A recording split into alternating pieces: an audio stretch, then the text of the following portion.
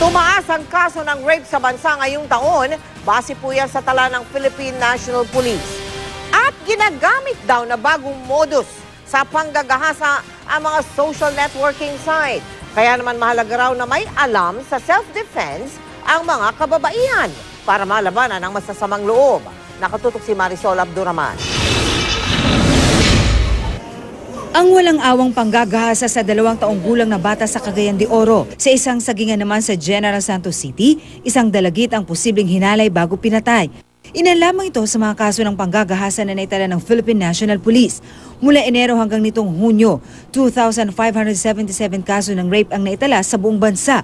Mas marami kumpara sa parehong panahon noong isang taon. Yung motibo. Pangalawa is yung instrumentation. Ano ang meron sila? Ano ang gamit nila, tinatakot ba nila yung mga victims nila. Thirdly is yung opportunity.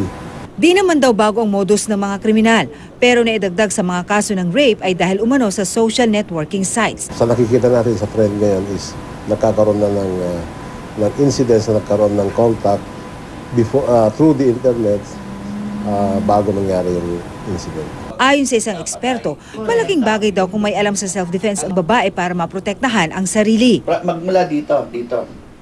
Yan.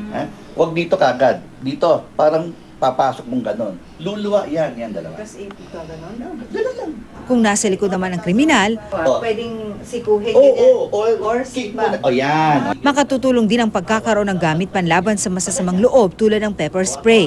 Bago pa makalapit, ipindutin mo na. At saka hindi ganon ang hawak. Dapat pa ganyan. Para mas yung grip mo. Pinaka-importante, sumigaw at tumakbo. Maaaring luma na, pero ang kasabihang don't talk to strangers dapat daw laging tatandaan. Marisol Abduraman, Nakatutok, 24 Oras.